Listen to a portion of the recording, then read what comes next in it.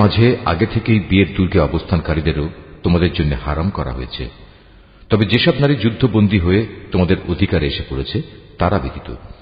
এ হচ্ছে বিয়ের ব্যাপারে তোমাদের উপর আল্লাহ তাআলার বিধান।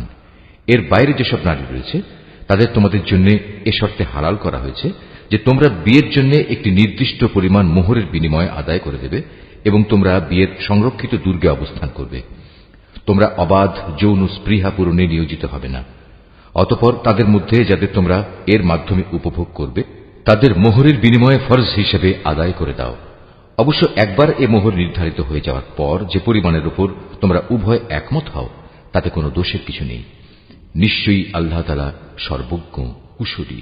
তোমাদের মধ্যে যে ব্যক্তির স্বাধীন ও সম্ভ্রান্ত কোনো ঈমানদার নারীকে বিয়ে করার আর্থিক ও সামাজিক সামর্থ্য না থাকে তাহলে সে যেন তোমাদের অধিকারভুক্ত কোনো ঈমানদার নারীকে বিয়ে করে নেয়।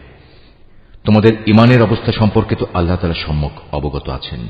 ঈমানের মাপকাঠিতে তোমরা তো একই রকম। অতঃপর তোমরা তাদের অধিকারভুক্তদের অভিভাবকদের অনুমতি নিয়ে বিয়ে করো এবং ন্যায় ইনসাফ ভিত্তিক তাদের যথার্থ মোহরানা দিয়ে দাও।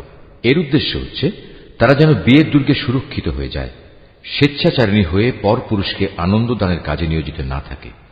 অতঃপর যখন তাদের বিয়ের দুর্গে অবস্থান করে দেয়া হল তখন যদি তারা ব্যভিচারে লিপ্ত হয় তখন তাদের উপর আরোপিত শাস্তির পরিমাণ কিন্তু বিয়ের দুর্গে অবস্থানকারিণী স্বাধীন সম্ভ্রান্ত নারীদের উপর আরোপিত শাস্তির অর্ধেক।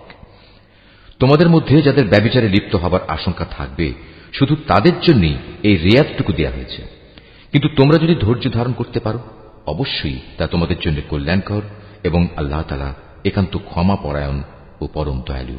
আল্লাহ তাআলা তাঁর বাণীসমূহ তোমাদের কাছে খুলে খুলে বলে দিতে চান এবং তিনি তোমাদের পূর্ববর্তী পুণ্যবান মানুষদের পথে পরিচালিত করতে চান, আর এর মাধ্যমে আল্লাহ তাআলা তোমাদের ক্ষমা অনুগ্রহ করতে চান। আল্লাহ তাআলা সর্বজ্ঞ কুশলী। আল্লাহ তাআলা তোমাদের উপর ক্ষমা পরবশ হবেন। অপরদিকে যারা নিজেদের পাশবিক লালসার অনুসরণ করে তারা চায় তোমরা সে ক্ষমার পথ থেকে বহুদূরে নিক্ষিপ্ত হয়ে গোমরাহ থেকে যাও। আল্লাহ তাআলা তোমাদের উপর থেকে বিধিনিষেধের বোঝা লঘু করে তোমাদের জীবন সহজ করে দিতে চান, কেননা মানুষকে অত্যন্ত দুর্বল করে পয়দা করা হয়েছে। হে মানুষ, তোমরা যারা ঈমান এনেছ কখনো তোমরা একে অপরের ধন সম্পত্তি অন্যায়ভাবে গ্রাস করো না। হ্যাঁ, ব্যবসা বাণিজ্য যা করবে তা পারস্পরিক সম্মতির ভিত্তিতেই করবে এবং কখনো স্বার্থের কারণে একে অপরকে হত্যা করো না। অবশ্যই আল্লাহ তাআলা তোমাদের প্রতি মেহেরবান।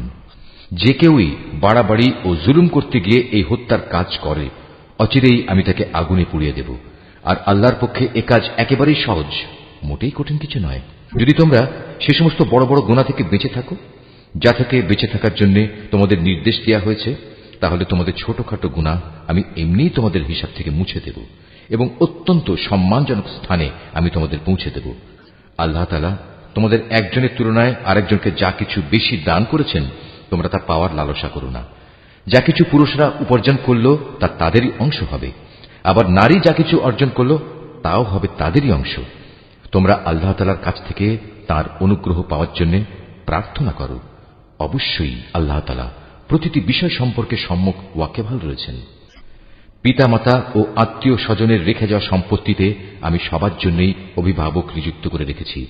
যাদের সাথে তোমাদের কোনো চুক্তি কিংবা অঙ্গীকার রয়েছে তাদের পাওনা পুরোপুরি আদায় করে দেবে। আল্লাহ তাআলা অবশ্যই প্রতিটি বিষয়ের উপর সাক্ষী হয়ে আছেন। পুরুষরা হচ্ছে নারীদের কাজকর্মের উপর প্রহরী।